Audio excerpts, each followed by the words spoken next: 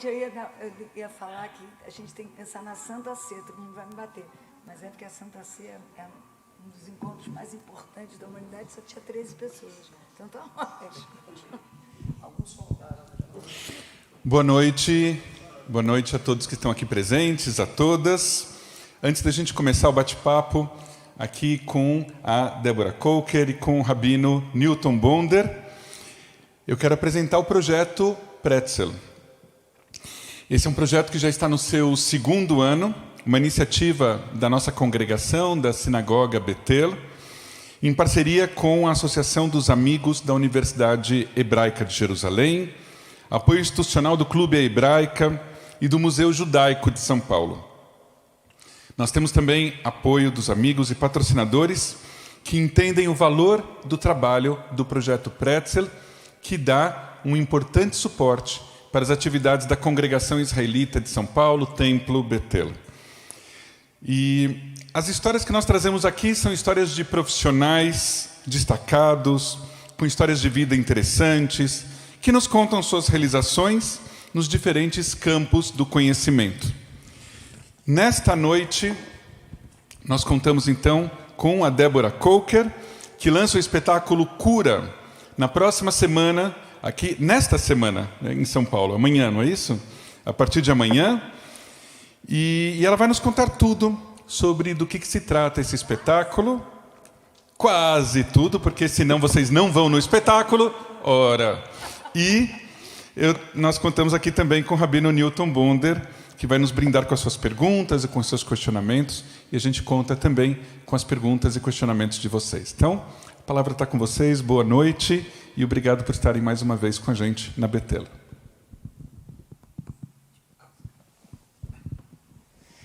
Então, boa noite, obrigado, Rabino Uri. Nós vamos conversar um pouquinho, na verdade, eu participei com a Débora na criação desse trabalho que se chama Cura. Ele participou, não, ele costurou. Então, foi ali, ó, artesania. Eu fui a costureira desse trabalho com a Débora. Então, a gente vai bater um papo, conversar um pouquinho, contar para vocês um pouquinho sobre esse processo, que foi um processo, acho que muito profundo, assim. Eu acho que tem... Estava comentando com a Débora que a grande dramaturgia do espetáculo parte de uma ansiedade dela, né? A Débora tem o Theo, que é uma pessoa incrível, neto dela, e que, a partir lá de uma doença que ele teve desde pequenininho, uma coisa nata, uma mutação genética, e a Débora, porque é do espírito dela, uma guerreira, a Débora tem todo um espírito de correr atrás, de ser muito proativa, e ela, no lugar de vó mesmo, no lugar de alguém ali tocada por essa situação, ela começa um processo de busca de cura, né? Eu dizia uma intransigência para o fato de não haver cura, né? E de um lugar muito maternal, né? Um lugar muito profundo, que ela chega, nós nos encontramos, né? A Débora tinha feito um carinho maravilhoso na feitura do filme Alma e Moral, em que ela, assim, convocada assim, de véspera, né? Ela e o corpo, né, de dança, né, o grupo de dança dela, fizeram um esforço de reportagem, e numa virada de noite, né, tudo assim em cima da hora, ela criou, imagina criar coreografia, que é uma coisa que demanda, né, você treinar, etc. e tal, e a Débora fez ali um carinho fantástico, e filmamos numa noite lá o Alma e Moral, o filme, todos os trechos, vocês viram já o filme, tem aquelas partes lindas de coreografia, que são, obviamente, da Débora. Então, dali nasceu um contato maior da gente, e a Débora foi me trazendo essa questão, né? Hoje a gente tem muita clareza, a gente até está ali folheto, né, de que cura é ali um grito, né, ele tem uma... né, o título cura, ele tem uma interjeição de um grito, de uma demanda, mais do que um grito. E era exatamente essa demanda da Débora que dizia, cura, tem que curar, tem que achar uma cura. E aquilo estava num momento em que a Débora estava lá num processo acompanhando a ciência de ponta, de ponta, de ponta. O Theo estava nos Estados Unidos, num dos hospitais que tinha um estudo de ponta nessa área de engenharia genética, que está iniciando todo um processo aí revolucionário, que vai acontecer no futuro, mas que está aqui engatinhando, e ela estava lá totalmente envolvida em tentar ajudar a dar aquele peteleco final para a ciência avançar e encontrar uma cura. E é nesse lugar que a gente se encontra. Ela vem me demandar como rabino, né, vem me cobrar né, o rabino chega lá sempre com essa conta, né, existencial, de como é isso? Como é que pode ser isso? Como é que o seu Deus aí resolve essa questão? Né? E, né, pega o microfone. Você está só olhando aí. Não, mas... Tem coisa melhor na vida do que escutar Newton Bonder? Eu não conheço. É sério, eu fico assim. Imagina. Então, veio desse questionamento, né, nasce... E, obviamente, é um trabalho artístico. A Débora tem essa clareza, né? Por isso que ela foi corajosa. É muito corajoso, né, você trazer uma coisa biográfica, né? Tentar trabalhar uma coisa biográfica, que não é, às vezes, biográfica é até mais fácil do que um biográfico que envolve a figura do Theo. Né? Então, produzir isso com uma qualidade artística, eu acho que é um mérito muito bonito da Débora, que de novo, não preciso mencionar isso, ela é uma campeã no trabalho, né, uma linguagem, e com um viés sempre muito artístico. Então, para mim, foi muito interessante esse esforço dramático, não é só dramatúrgico, foi dramático da artista envolta com essa questão, fazer esse movimento. Deixa eu te interromper. O Bonder sempre falou na palavra indignação. Eu tinha uma indignação muito grande com o fato de ter ouvido durante tantos anos que a história do Theo, que a mutação, que a doença do meu neto não tinha cura e não tinha o que fazer. E aí a minha pergunta era para ele, e aí? É para a gente morrer, então? Se não tem o que fazer, chega, né? Então tinha uma revolta, né? Esse momento que ele fala, que eu estava envolvida com os Estados Unidos e tal, eu escutei de um cientista, fera, eu escutei que se eu conseguisse 20 milhões de dólares, eu resolveria, eu curaria essa doença. Eu fiquei louca, não fiquei louca, eu fiquei translocada, acho que não tem nome o que fiz. E assim eu me aproximo dele. E começo com isso, e ele tenta, e eu me lembro hoje em dia, que eu estou um pouco mais calma, eu me lembro dele tentando me dizer, não é bem assim, 20 milhões de dólares não são 20 reais, mas eu não escutava. Qualquer coisa era pouco, com a possibilidade de curar não só o Theo, mas muitas crianças, para quem conheceu a crueldade dessa mutação de perto, né? Então, foi ali, tal, eu acho que quando isso foi 2017, né? E aí teve um ponto que eu vou nomear aqui para mim, que foi muito importante, porque aí depois disso houve mais uma vez um certo cansaço meu. O que aconteceu comigo nesses 12 anos? Eu tentei muitas saídas para essa situação. E cada saída que eu tentei, eu subi montanhas muito altas, com muito esforço.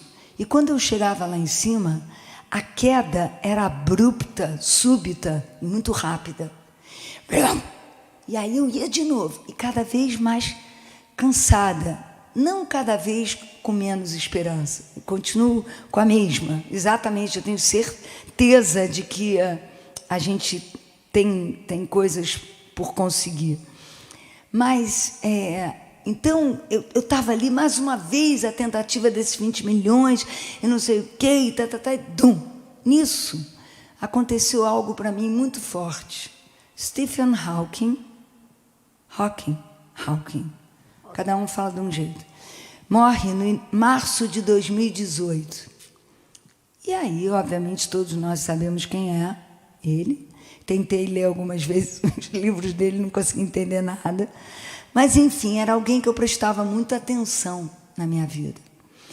Quando ele morreu, eu li tudo, comecei a ler tudo e falei, gente, esse homem encontrou a cura do que não tem cura. E eu fiquei com isso na minha cabeça. Ele todo troncho, todo não mexia nada, só mexia a pálpebra. Ele driblou tudo e todos. E eu falei, gente, é isso. É essa cura. A cura do que não tem cura. Porque a cura tinha que existir. E aquilo para mim ficou muito forte, e foi meio junto. E foi a primeira vez que você foi, a gente estava apresentando O Cão Sem Plumas, que é um espetáculo anterior à cura, que é um espetáculo indignado, ele tem um rigor, a contundência de João Cabral de Melo Neto, todo com uma pele de lama, né? Com uma pele, sabe, uma pele terra, uma pele que não é nem lá dentro, nem lá fora. E aí eu me lembro que ele vem e fala sobre os 4 planos. O físico, o emocional, o intelectual e o espiritual. Sobre cada um desses planos, as doenças e as curas, o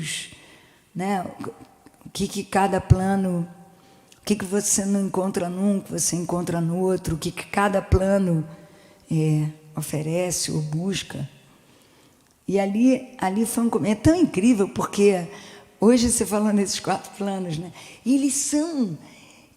E era a chave que eu precisava virar. Por quê? Porque eu estava tendo... E ele falava para mim assim, Débora, o plano científico é o plano físico. E eu falava, não é! Porque claro que não, para mim o físico era a cura. Cura era a vida. Mas ele está certo. A ciência é o plano físico. E tinha um plano, e eu precisava virar essa chave. E eu que precisava disso. Então, fico até emocionada, me dá vontade de chorar.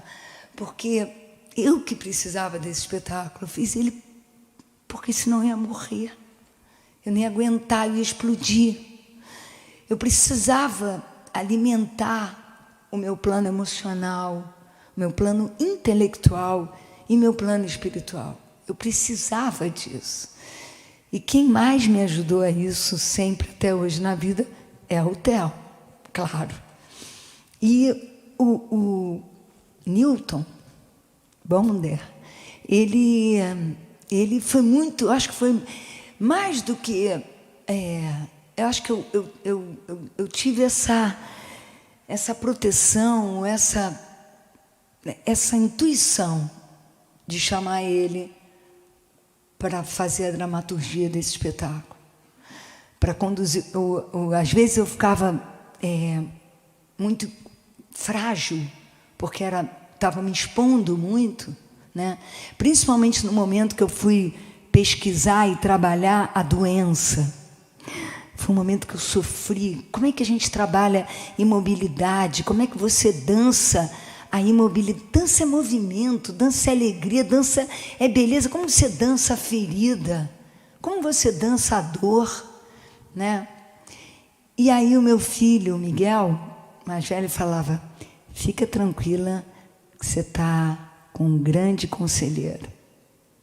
Ele ficava todo mundo assim perto de mim ficava um pouco, porque eu acho que quando a gente está desesperado, a gente fica meio burro, né? Todo mundo sabe disso. E a gente não podia ficar burro para fazer um espetáculo desse. Era uma fronteira ali para virar... Porque esse espetáculo não é sobre o Theo, é sobre mim. É sobre o que ele causou em mim, mas, na verdade, é sobre o Stephen Hawking. Na verdade, é sobre cada um que vê ele, cada um que se relaciona com ele. E demorou, né? Demorou. Agora deixa ele falar, que ele fala muito melhor. Não, eu acho que demorou, porque tinha um diálogo entre nós, que no início, assim, eu até para tentar aliviar porque a Débora estava querendo encontrar uma cura. E assim, tanto por conhecer um pouco o mundo, tanto o mundo financeiro... Não, peraí, deixa eu interromper ele. Eu perguntei para ele, você tem que me dizer, você é um rabino, o que é a cura? Sabe o que ele me respondeu? Você sabe qual é a grande cura, né? Eu falava, não? Ele falou, é a morte. Eu queria bater nele. A gente teve momentos que as conversas não terminavam assim. Bem.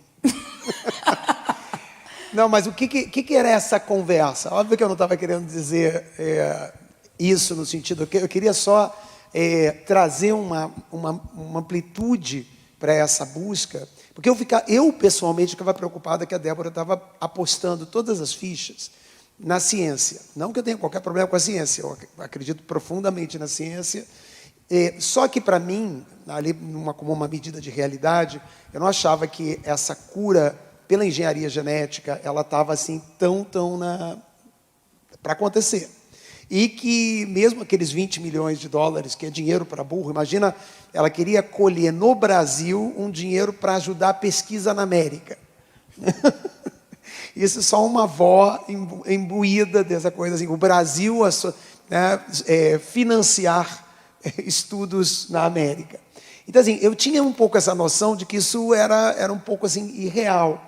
Na verdade, ela também tinha uma preocupação, porque essa é a verdade, a ciência tem condições de fazer coisas incríveis. Nós todos estamos falando dessas vacinas que foram produzidas em poucos meses. CRISPR, porque existe... Quem possibilitou a vacina, que é a palavra que está no cura. Exatamente, todas essas Pfizer, etc., elas usam todos esses conhecimentos que já estão disponíveis. Só que para doenças que têm um número restrito de pessoas afetadas, o mundo, a indústria farmacêutica não investe como investiu na questão da vacina. Então, essa era uma... Homo sapiens. Era uma preocupação muito grande dela. Mas qual era a conversa que a gente tinha? Que eu acho que... O que é conversa? Conversa é uma coisa muito interessante. Conversa são duas pessoas em que uma está falando e a outra está escutando. Uma conversa nunca é alguém que sabe o que dizer. E isso não é uma conversa. Isso é sei lá, o quê? Uma aula, uma fala de um só. Então, havia uma conversa que demorou muito tempo, e a conversa era mais ou menos a seguinte. Por um lado, eu, como vinha desse mundo, não do físico, vinha do emocional, intelectual, espiritual, eu representava isso, e para responder as perguntas que ela me fazia, eu não podia responder do mundo físico, do mundo da ciência, eu tentava encaminhar por esse lugar. E ela dizia, não quero isso, eu quero cura. Não me vem com essas falas de rabino, que sabe que a gente cura assim, ficando sereno, sei lá, não me vem com essas... Vamos para a cura. Eu tenho um netinho que está precisando disso. Então, assim, eu queria dizer, não, mas vamos olhar isso mais amplo. E essa fala, de alguma maneira, chega ao ouvido da Débora nessas nossas conversas. Mas a fala dela chega ao meu ouvido também. Porque em algum momento, eu mesmo, na época eu estava escrevendo esses vários livros, e eu pulei a ordem que ia fazer para escrever sobre cura. Né? E fui para o livro da cura para poder refletir sobre a cura. E eu termino esse livro, na verdade, com uma escuta do que a Débora, como ser humano, como vó, como pessoa, estava dizendo e que eu escuto, que é uma legitimidade para o ser humano de demandar a cura. Essa demanda pela cura, o desejo humano, talvez pelas condições que o ser humano tem, né, e que para nós é tão difícil vislumbrar, projetar no futuro, né, toda essa questão que a consciência nos permite, de não só ter que viver a crueza do sofrimento, da dor, do desconforto, mas imaginar, e como será depois? E como vai ser daqui a pouco? E como, né? Isso é desumano quando a gente está diante de uma doença, não só os rigores da doença, mas o imaginar desse processo, para onde vai isso? Aonde a gente para esse trem dos horrores? Isso acontece na alma humana, na mente humana.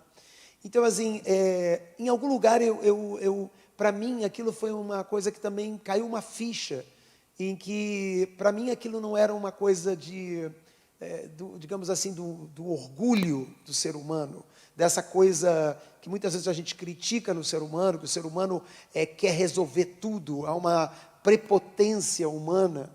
De repente, eu digo, não, isso é tão legítimo para um ser humano. Se a gente tem uma consciência, se a gente tem uma capacidade de fazer todos esses olhares e cálculos projetivos, a gente é legítimo. Não sei se a gente tem a potência de resolver todos os problemas, mas é totalmente legítimo o que ela diz. Tem cura, tem que achar a cura, tem que achar... E isso você não pode desistir disso. Tem que haver uma resiliência na busca, no esforço para conseguir isso.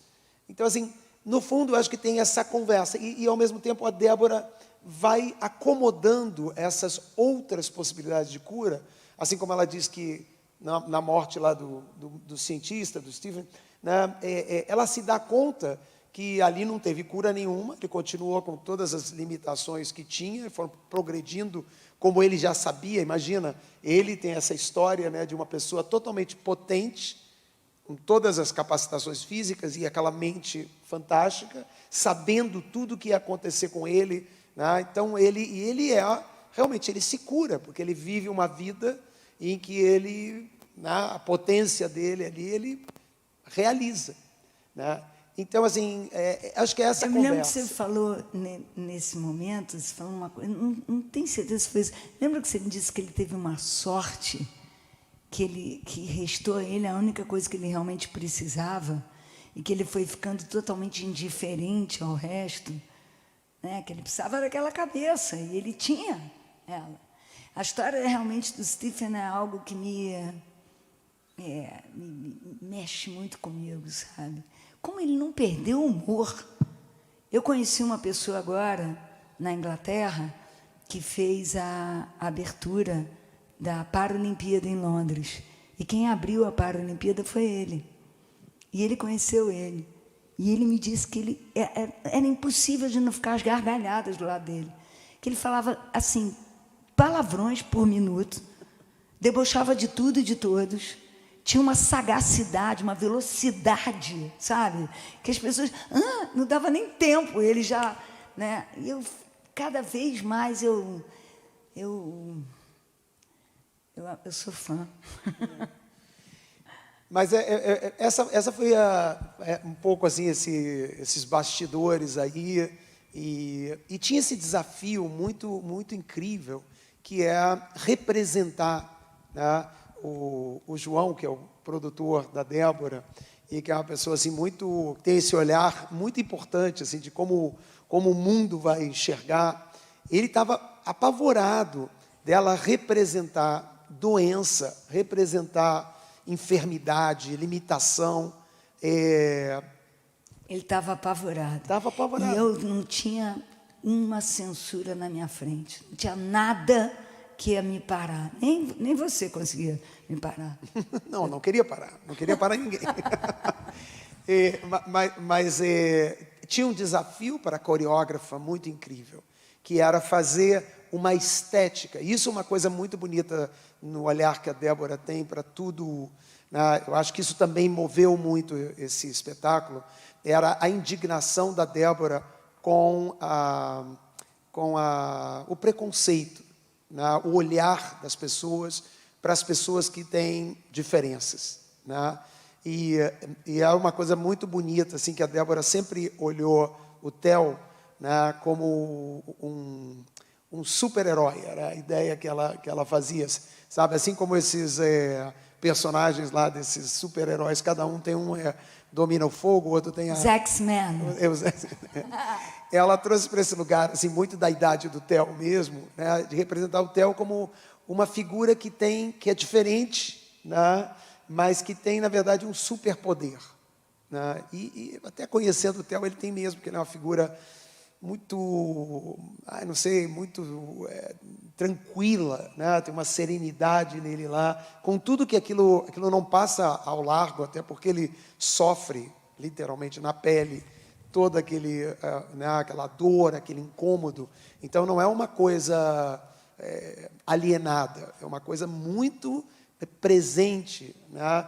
A Débora já me trouxe ele para fazer perguntas para o Rabino. Ela me joga assim na jaula do leão, né? E ele tem perguntas muito claras, né? Muito objetivas, assim, ao mesmo tempo muito tranquilas, né? Não sei que adjetivo atribuir. É num lugar onde ele tem uma reflexão interna sobre tudo isso que acontece com ele. Então, isso foi muito... O tempo todo teve norteando essa permissão para Débora trazer, e agora vamos talvez já até entrar para falar um pouco de como ficou o espetáculo. Mas, assim, quando você fala isso era um ponto muito importante para mim e algo que eu aprendi. Porque eu, como uma artista, é claro que eu estou perto de empoderamentos que todos, né, estão super fortes agora. Os negros, as mulheres, os homossexuais, as doenças raras e por aí vai.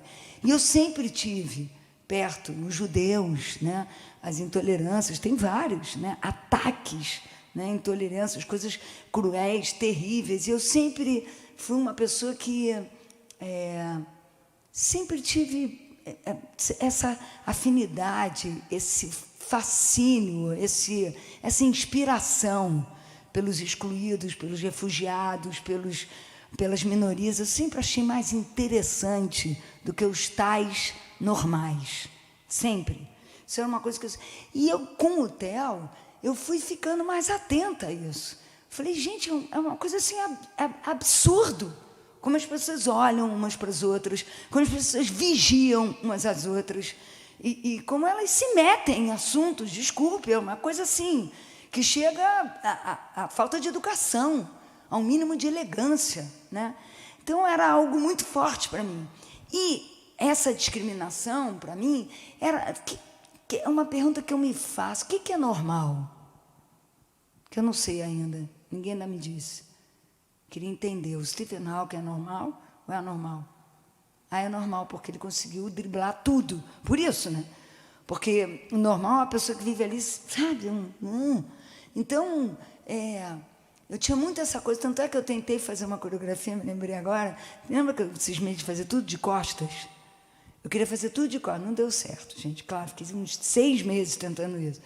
Mas, enfim, então... Coitados dos bailarinos, né? Mas eu já ouço esse negócio. Eu me lembro quando eu subi na parede, em 1995, que eu afirmei um palco vertical, que eu queria subverter certas ordens e criar novas ordens. As pessoas me diziam que isso não era dança. Eu falava, quem é essa pessoa para me dizer o que é dança ou o que não é? Entendeu? É isso. Então, a gente convive com esse tipo de ignorância. E eu fui entendendo, de verdade, isso é uma coisa muito importante, e eu declaro com a boca cheia que o meu grande inimigo não é a epidermólise bulhosa, não é a doença rara. Meu inimigo é a ignorância. Meu inimigo é o Homo sapiens. Estou brincando, eu estou com esse livro do Yuval Harari. Vocês já devem ter todos, né? Best-seller, o best de todos os best. E realmente, sabe, o nosso inimigo é a ignorância.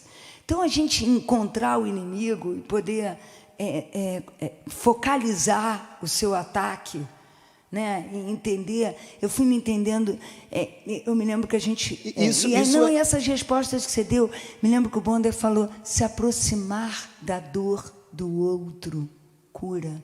Está próximo, isso cura. Me lembro quando ele falou para mim, visitar é curar. Isso era de uma história da carroça, não sei o que lá. E o direito de pedir, de implorar por cura é curar. Nossa, mas para decodificar mas você vê aí... que tudo isso são áreas de cura. Então, começava a aparecer, combater a ignorância era uma forma de curar o que não tem cura, né? Todos esses elementos, eles eram tratamentos para a cura, né? Que eu até, quando faço o livro, eu tentei fazer criar esse atenuante para o que não tem cura. Tudo que não tem cura tem tratamento, né? Existe tratamento para tudo, mesmo quando não tem cura para tudo, tem tratamento para tudo. Então, como tratar a cura é um pouco como essa conversa e essa construção aconteceu, né? E eu acho que você, inclusive, exercita essa tentativa de combater a ignorância, apresentando um balé, movimentos do descontrole, movimentos da imperfeição aos olhos do outro, desse que está cobrando uma normalidade, né? Então, ali, isso está muito presente também no espetáculo, esse desafio do estético daquilo que é diferente, né? E colocar esse desafio estético num lugar da beleza, porque a beleza, principalmente na arte contemporânea, ela é um leque muito, muito aberto, né? Pode ter alguém que diga, tudo que vem das matrizes africanas é feio, porque eu não gosto que bata o tambor, que bata... E aí, é feio. E aí, como é que você lida com o que é feio, o que é bonito, né? Lembra que a gente... e era o medo do João, e eu falava... Eu falei, eu não... Você sabe que num dado momento eu cheguei a pensar, talvez a gente precise... Lembra disso? Eu cheguei a pensar em trazer pessoas com insuficiências, ou um cego. Eu passei por esse momento também. Eu tentei descobrir alguma coisa com a cegueira, com a surdez, lembra? Com coisas com a escuta, ou não escutar. E aí eu fui encontrando, porque eu precisava traduzir no corpo, no movimento, essa demanda, essa dificuldade, essa fragilidade, essa insuficiência. Eu também percebi uma coisa importante. O espaço de uma pessoa que está com alguma insuficiência, alguma fragilidade, é diferente. Não é um espaço horizontal. Então, eu busquei trabalhar com os planos inclinados. O esforço de uma pessoa que tem algum problema motor em andar é totalmente diferente de quem não tem. O espaço, o esforço é diferente. E você respeitar isso e não olhar torto para isso, né? Porque é isso que eu busquei fazer. E acho que é um momento do espetáculo tão forte, né?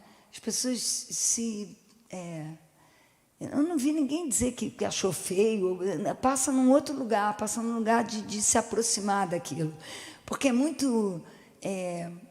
tem doenças, tem mutações, tem situações que você não tem como ajudar, aparentemente, né? Não tem. Uma pessoa que tem uma dificuldade, você vai andar por ela, Não, mas você está ali, você está perto. Sabe, tem umas coisas assim, porque uma pessoa cheia de feridas você não pode abraçar. Todo mundo precisa de um abraço, não existe isso. Aprenda a abraçar. Essa é a ideia, né? É um novo mundo que se apresenta. E aí alguém deu um abraço ali. Então, eu acho que é isso, né? Exato. E aí essa construção começa um pouco assim da ciência, desse lugar importante da ciência, né? E da fé, né? De buscar os recursos. Quais são os recursos da cura para estar... Mas eu tenho umas coisas engraçadas. Eu me lembro que o Bonder me provocou muito, porque eu perguntava, ele falou, pedir é curar. Aí eu chamei internamente essa dança dos pedidos, né? Aí eu comecei a pesquisar tudo que me aparecia com um joelho, ajoelhado, se arrasta. Aí eu falei, gente, o judeu não se ajoelha. Aí eu pergunto para ele, vem cá, como é que eu faço? Porque eu estou me ajoelhando ali, a gente pode pedir, pode se ajoelhar? Ele falou, pode. Não, porque existia, né? Existe dentro da tradição judaica esse movimento também, então não é uma coisa externa. Tinha esse fator também que, desde o início, eu estava dizendo para a Débora que, como ela estava buscando alguma coisa muito raiz dela, né? nessa dramaturgia que vinha de uma história pessoal e tudo mais, que era um momento onde ela deveria evocar essa raiz judaica dela. E então assim aparece no espetáculo e a Débora foi fazer porque havia não só a mistura um pouco dessa de ciência e fé, mas havia aí essa busca dos recursos da cura. Então, por um lado, existia o recurso da alegria, né, que vinha de fontes, né, de fontes muito pé no chão, né? Vinha do mundo, a sensação era que vinha do mundo afro, que vinha do mundo indígena, né? Que se manifestam não por essa coisa mais mental, racional, né? Que é a ciência, da onde deriva a ciência, mas vinha dessa cura que vem da planta, da cura que vem da dança, que vem dessa dança coletiva, que vem desse lugar terra, né? E alegre e potente, né? E a Débora queria sempre que esse espetáculo ele tivesse a força do combate, não não podia ter desistência de maneira nenhuma, não podia ser alguma coisa em que havia no final, então tá, não tinha então tá, não, a cura, a busca legítima dessa cura. E então começa aqui esse. Aí conta das histórias. Quer que eu conte ou você conta? Você conta. Então aí o Bonder, para mim, eu conheci o Bonder contando histórias.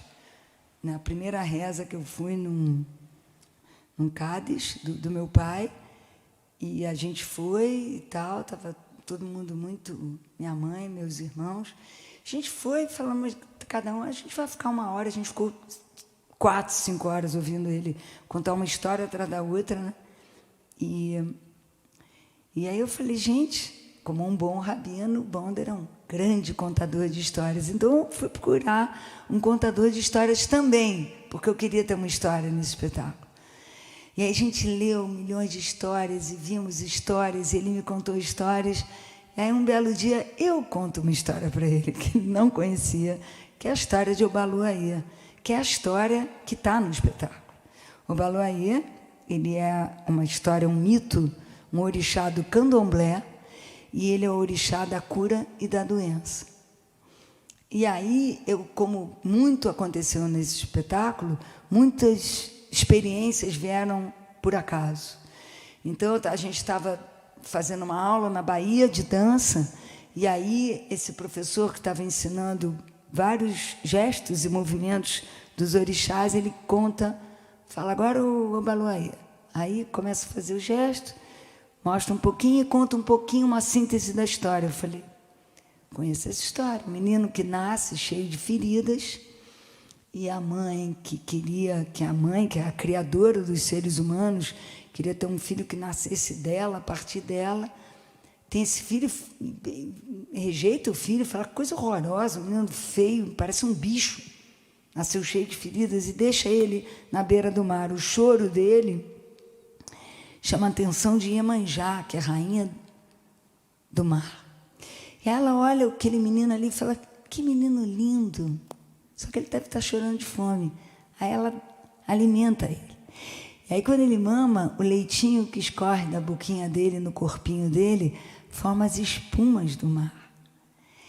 E aí ele vai crescendo e ele é todo cheio de feridas. Ela bota uma roupa de palha nele para proteger as feridas. E ele quer encontrar a mãe, então ele sai por aí. E todo mundo pergunta para ela, por que uma mulher tão linda, rainha das rainhas, filho todo coberto de palha? Ele fala, porque ele é o menino mais lindo, vocês vão ver. Então deixa eu ver. Vocês verem, vocês não vão aguentar. E aí, quando tira a palha com o sol, ela tinha passado óleo de dendê nele. Então ele brilha, um menino dourado. E aí ele, enfim, é uma história de rejeição, e é uma história que esse menino, outros orixás se aproximam dele, e com o vento ele dança, e dançam em volta dele, e ele transforma as feridas dele em pipoca. Então ele é um orixá da fúria, da raiva e da delicadeza e da cura.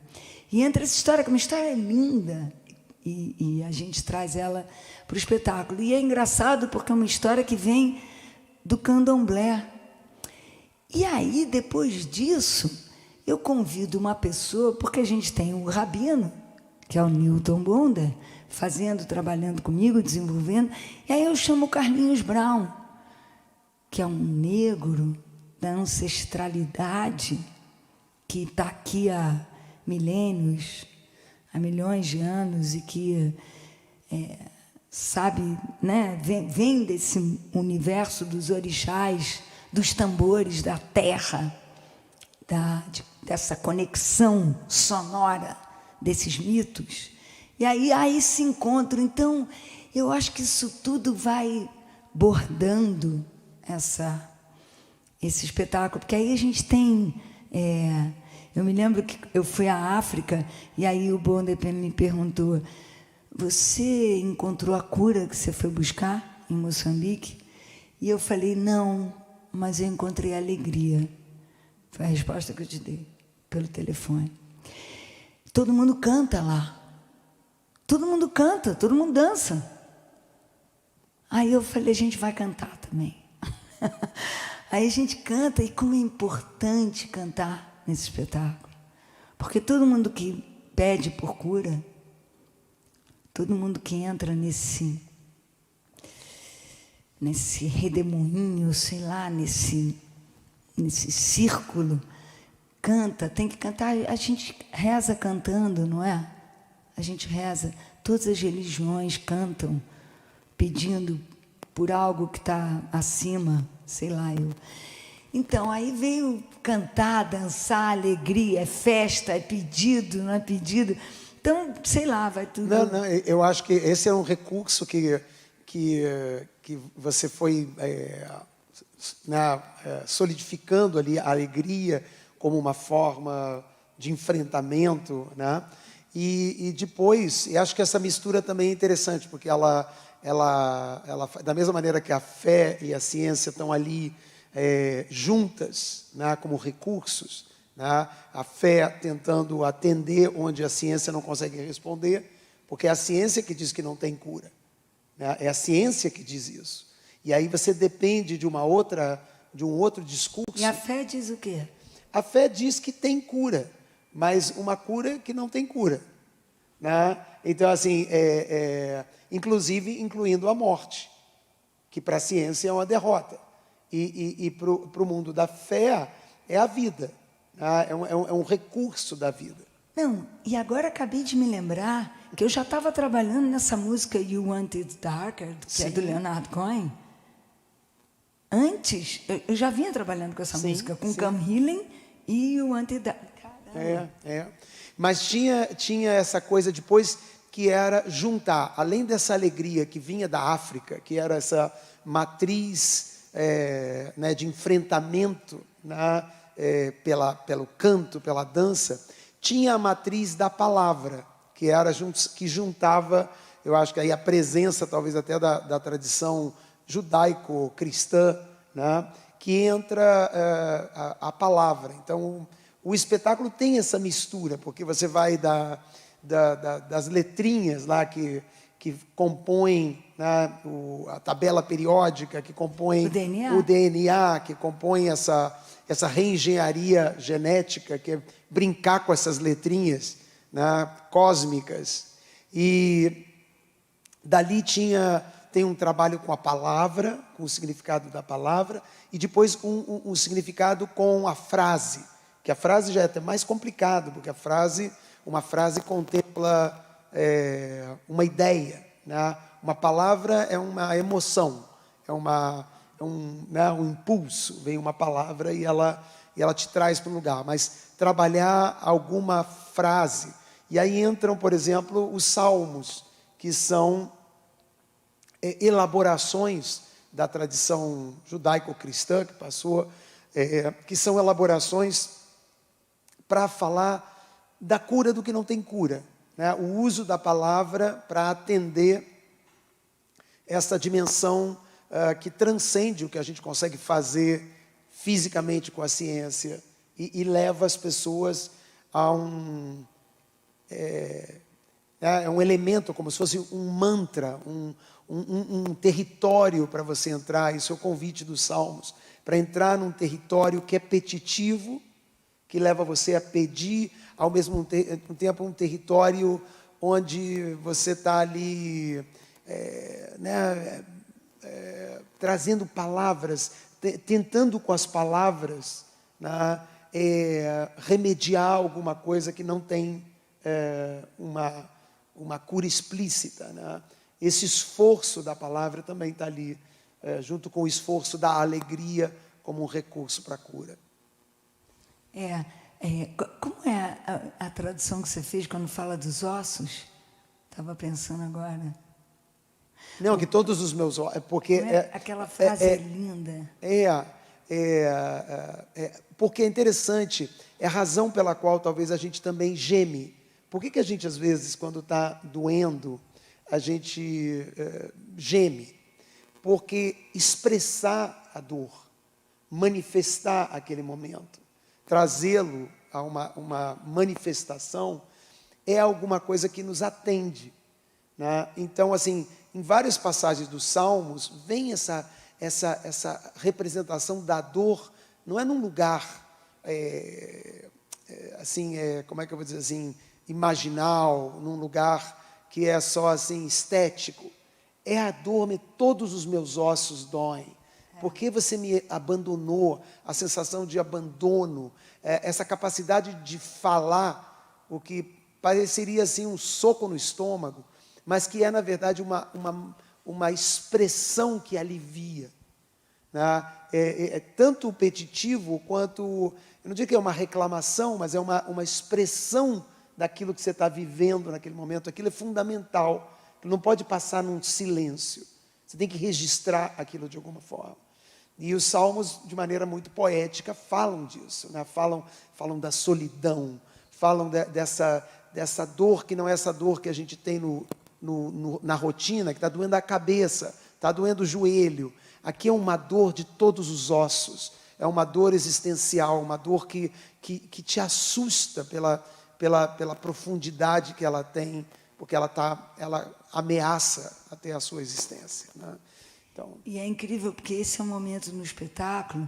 Outra coisa que o Bonder falando, não me lembro exatamente quando, mas você me falou que o silêncio era importante. Todos os lugares de cura, o hospital demanda silêncio, os templos religiosos, é um lugar que você não fica gritando, o silêncio é algo. Então a gente precisava trazer o silêncio. Tem uma outra coisa também.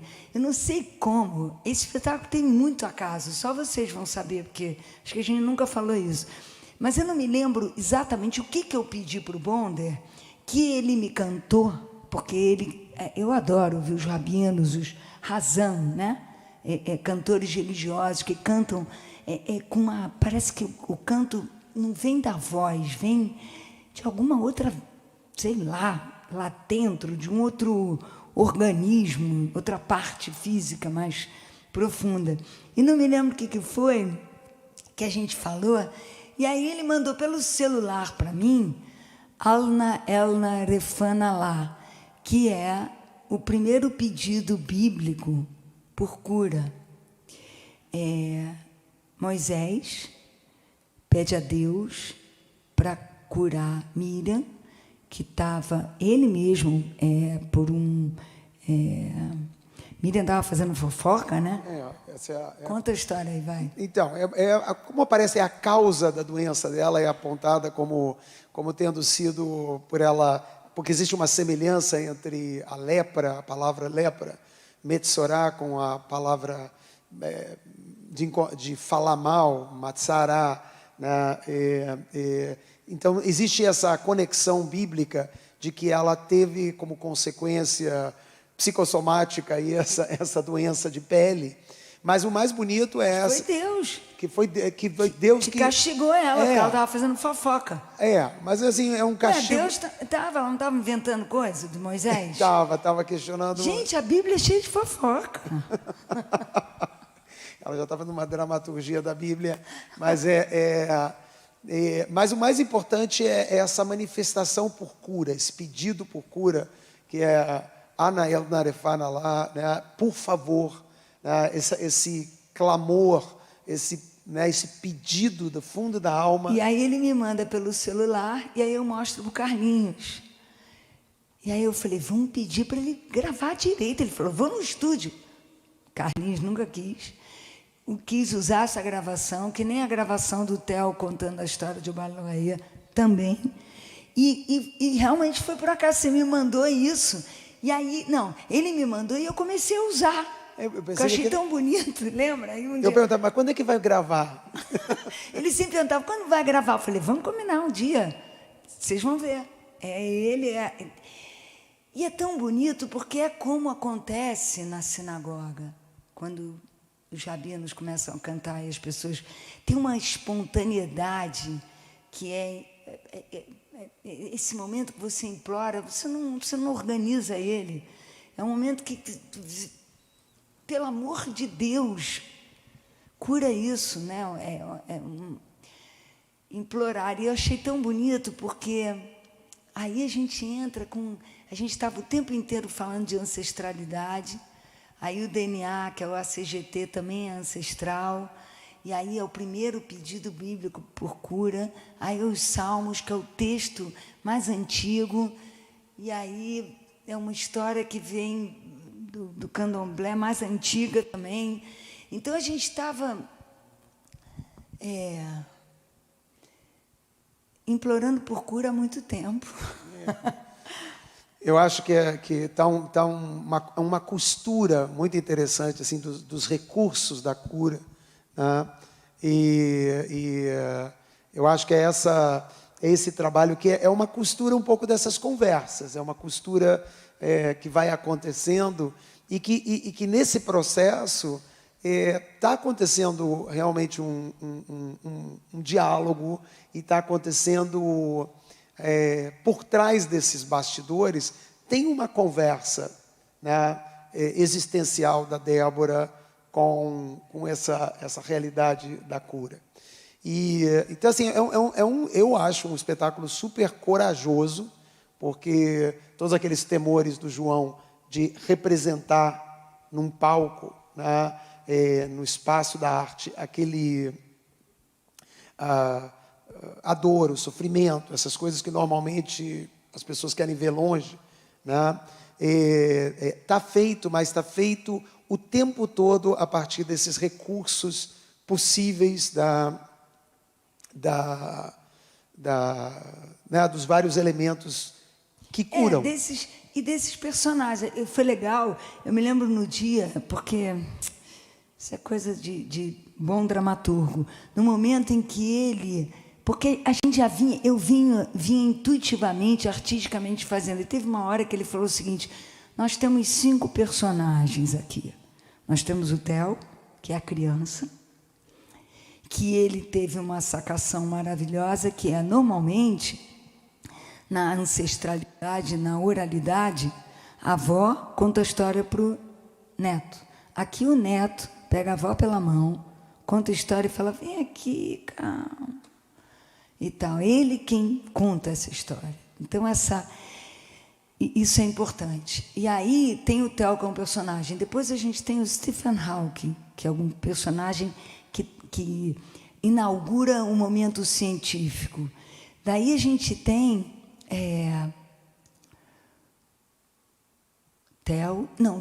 Obaloaê, que é o orixá, que é o mito. O mito que aparece, por incrível que pareça, eu como uma judia, e a gente retomando isso, ele vem de outro lugar, que é muito bom.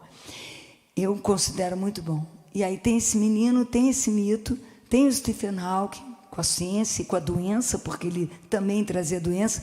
E aí, junto com os salmos, Bonder fala para mim, olha que coisa linda dele. Ele falou, me lembro no dia que ele se vira para mim e fala assim, você precisa incluir um personagem muito importante, Jesus, porque Jesus é o maior símbolo de cura da civilização ocidental, principalmente, porque ele cura através do amor.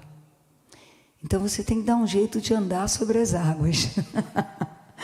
Então, nosso quarto personagem é Jesus e o quinto personagem é o Leonard Cohen, que através da canção dele, Hineni, eis-me aqui, I'm ready, my Lord, que ele se vê próximo à morte, que ela está chegando e fala, ok, estou aqui.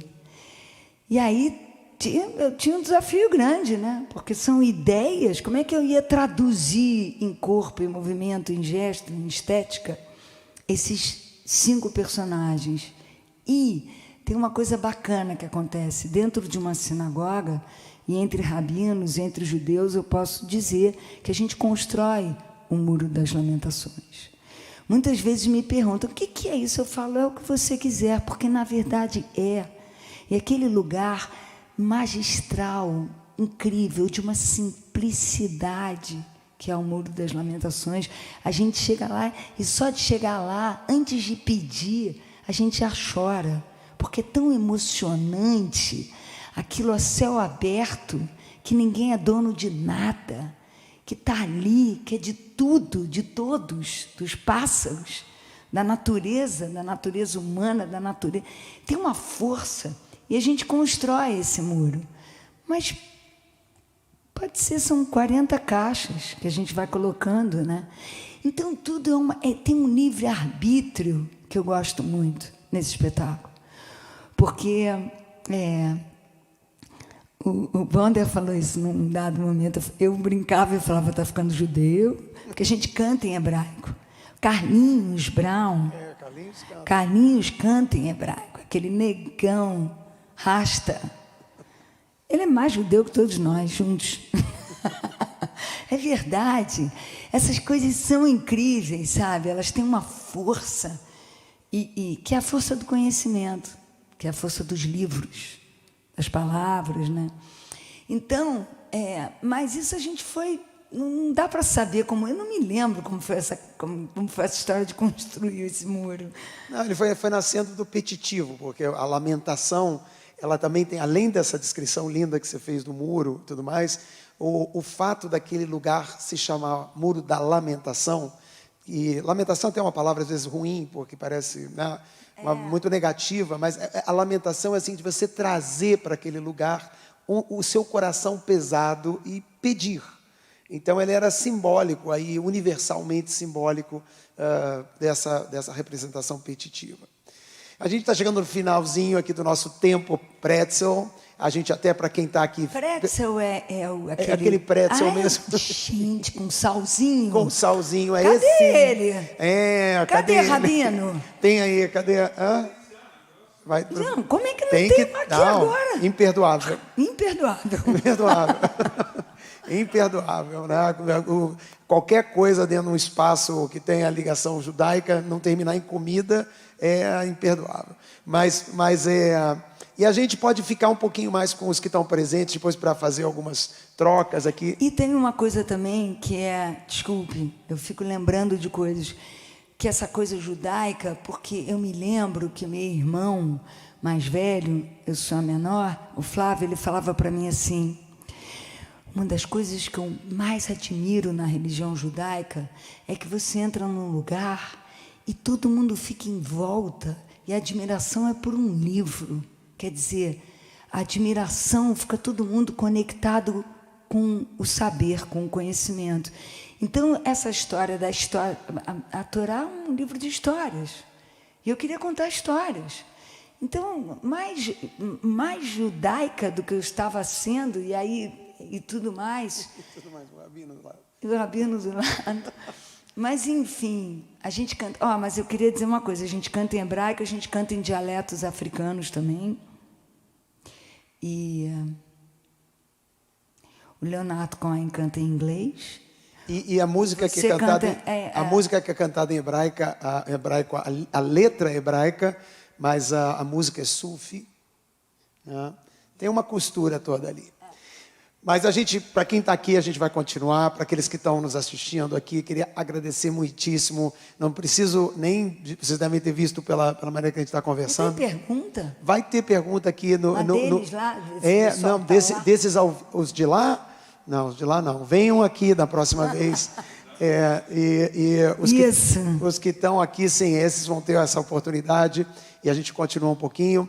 Mas dizer prazer que foi ter trabalhado com a Débora, que é um nome internacionalmente conhecido, importante, e esse jeito dela fazer as coisas intuitivo, de ir construindo, né? Ela tem assim todo um faro, um jeito muito legal, onde as coisas fazem, tem um quebra-cabeça que vai sendo montado assim.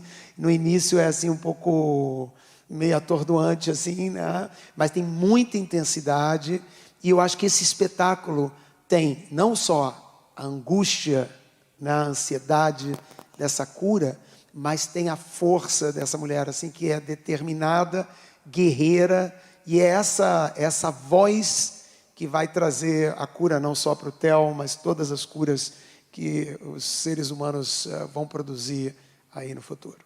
Super obrigado, Débora, pela generosidade de estar aqui com a gente nessa noite paulista, querendo ficar fria. Eu morro de medo de São Paulo, falei isso pro Bonder. Ela falou. Morro de medo. Aí.